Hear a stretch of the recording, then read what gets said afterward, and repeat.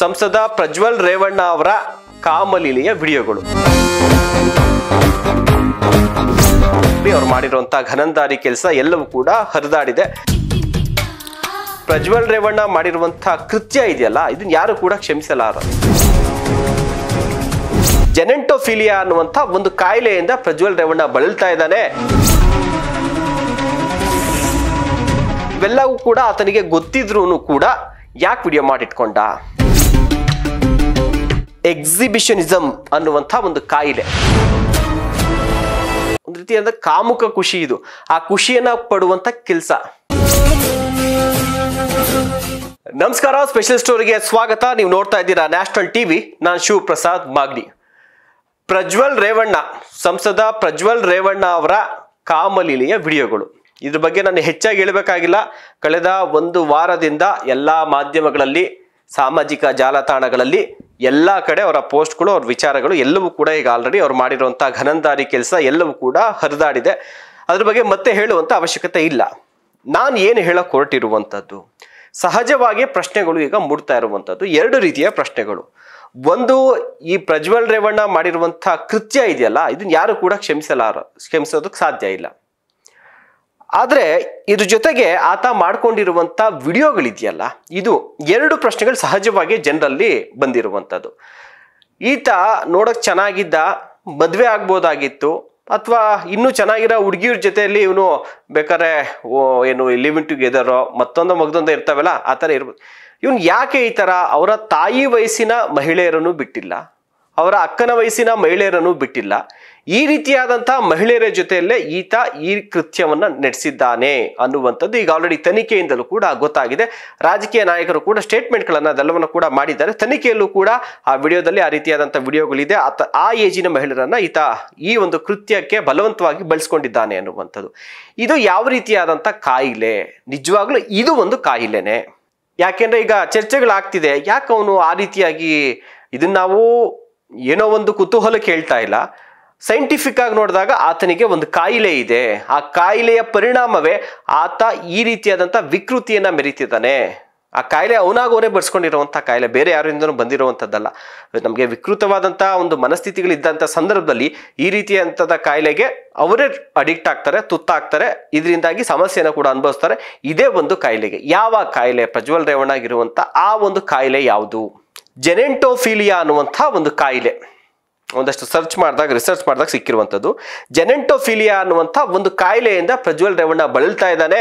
ಈ ಒಂದು ಕಾರಣಕ್ಕೆ ಈ ರೀತಿಯಾದಂಥ ವಿಕೃತಿಯನ್ನ, ಈ ರೀತಿಯಾದಂಥ ವಿಕೃತವಾದಂಥ ಒಂದು ಕಾಮ ತೃಷೆಯನ್ನ ತೀರ್ಸ್ಕೊತಾ ಇದ್ದಾನೆ ಅನ್ನುವಂಥದ್ದು. ಏನಿದು ಜೆನೆಂಟೋಫಿಲಿಯಾ ಅಂತಂದ್ರೆ, ಇದು ಒಂದು ಗ್ರೀಕ್ ಮೂಲದ ಹೆಸರು. ಜೆನೆಂಟೋಫಿಲಿಯಾ ಅನ್ನೋದು ಗ್ರೀಕ್ ಮೂಲದ ಹೆಸರು.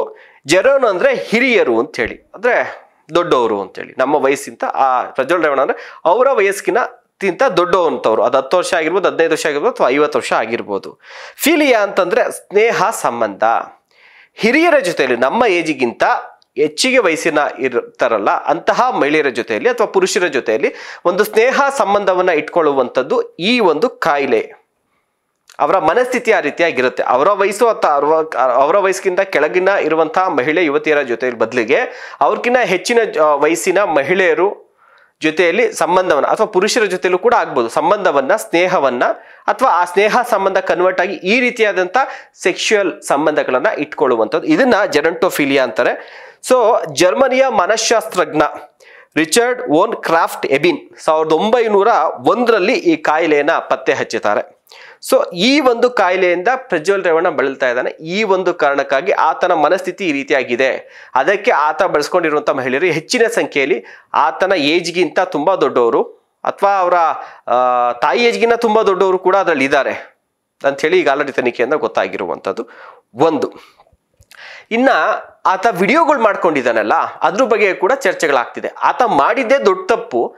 ಅದನ್ನ ಮೊಬೈಲಲ್ಲಿ ಸೆರೆ ಇಟ್ಕೊಂಡಿರುವಂಥದ್ದು ಇದೆಯಲ್ಲ, ಇದು ಆತನ ಮನಸ್ಥಿತಿ ಹೇಗೆ ಅನ್ನುವಂಥದ್ದು. ಈಗ ಮಾಡಿರುವಂಥದ್ದೇ ದೊಡ್ಡ ತಪ್ಪು, ಖಂಡಿತ. ವಿಡಿಯೋ ಮಾಡ್ಕೊಂಡು ಇನ್ನೂ ದೊಡ್ಡ ತಪ್ಪು. ಆ ವಿಡಿಯೋಗಳು ಮೊಬೈಲಲ್ಲಿ ಇದ್ರೆ ಬೇರೆ ಕಡೆ ಹೋಗುವಂಥ ಸಾಧ್ಯತೆಗಳಿರುತ್ತೆ. ನನಗೆ ಸಮಸ್ಯೆಗಳಾಗಬಹುದು, ಅಥವಾ ನಾನು ಮಾಡಿರೋಂಥ ದೊಡ್ಡ ಗರಂದಾರಿ ಕೆಲಸ ಅದನ್ನ ಬೇರೆ ನಾನು ವಿಡಿಯೋ ಮಾಡಿ ಇಟ್ಕೊಬೇಕಾ? ಇವೆಲ್ಲವೂ ಕೂಡ ಆತನಿಗೆ ಗೊತ್ತಿದ್ರೂ ಕೂಡ ಯಾಕೆ ವಿಡಿಯೋ ಮಾಡಿಟ್ಕೊಂಡ? ಅದೂ ಕೂಡ ಬಂದು ಮನಃಶಾಸ್ತ್ರಜ್ಞದ ಪ್ರಕಾರ ಅದು ಒಂದು ಕಾಯಿಲೆನೆ. ಎಕ್ಸಿಬಿಷನಿಸಮ್ ಅನ್ನುವಂಥ ಒಂದು ಕಾಯಿಲೆ. ಏನಿದು ಎಕ್ಸಿಬಿಷನಿಸಮ್ ಅನ್ನುವಂಥ ಕಾಯಿಲೆ ಅಂದರೆ ವ್ಯಕ್ತಿ ತನ್ನ ಗುಪ್ತ ಅಂಗಾಂಗಗಳನ್ನು ಪ್ರದರ್ಶನ ಮಾಡುವಂಥ ಚಾಳಿಯನ್ನು ಹೊಂದಿರ್ತಾರೆ. ಇದನ್ನ ಚಾರ್ಲ್ಸ್ ಲೆಬೆಸೆಜ್ ಅನ್ನುವಂಥವ್ರು 1877 ಫ್ರೆಂಚ್ ಮನಃಶಾಸ್ತ್ರಜ್ಞ ಈತ ಇದನ್ನ ಐಡೆಂಟಿಫೈ ಮಾಡಿರ್ತಾರೆ. ಚಾರ್ಲ್ಸ್ ಅನ್ನುವಂಥವ್ರು. ಇದು 4% ಜನರಿಗೆ ಈ ರೀತಿಯಾದಂಥ ಒಂದು ಕಾಯಿಲೆ ಇರುತ್ತೆ, ಎಕ್ಸಿಬಿಷನಿಸಮ್ ಅನ್ನುವಂಥದ್ದು. ಏನಂದ್ರೆ ತಮ್ಮ ಗುಪ್ತ ಅಂಗಾಂಗಗಳನ್ನು ಪ್ರದರ್ಶನ ಮಾಡುವಂಥದ್ದು, ಬೇರೆಯವ್ರಿಗೆ ತಮ್ಮ ಗುಪ್ತ ಅಂಗಾಂಗಗಳನ್ನು ತೋರಿಸುವಂಥದ್ದು. ಈ ಹಿಂದಿನ ಕಾಲದಲ್ಲಿ ಏನಿತ್ತು ಅಂತಂದ್ರೆ ಈ ಮೊಬೈಲು, ಈ ಕ್ಯಾಮ್ರಾಗಳು ಇವೇನು ಇರಲಿಲ್ಲ. ಆಗ ಅವ್ರಿಗೇನು ಅಂದರೆ ಪಬ್ಲಿಕ್ಕಲ್ಲಿ, ಈಗ ನೀವು ಇತ್ತೀಚೆಗೆ ನೋಡಿದ್ರ ನಮ್ಮ ಮೆಟ್ರೋ ಸ್ಟೇಷನಲ್ಲೇ ಒಬ್ಬ ಸೆಕ್ಯೂರಿಟಿ ಗಾರ್ಡು ಆ ಪಬ್ಲಿಕ್ ಪ್ಲೇಸಲ್ಲೇ ತನ್ನ ಗುಪ್ತಾಂಗವನ್ನು ಬೇರೆಯವರಿಗೆ ತೋರಿಸುವಂಥ ಕೆಲಸವನ್ನು ಮಾಡಿದ, ಶಿಕ್ಷೆ ಕೂಡ ಅದಾಯಿತು.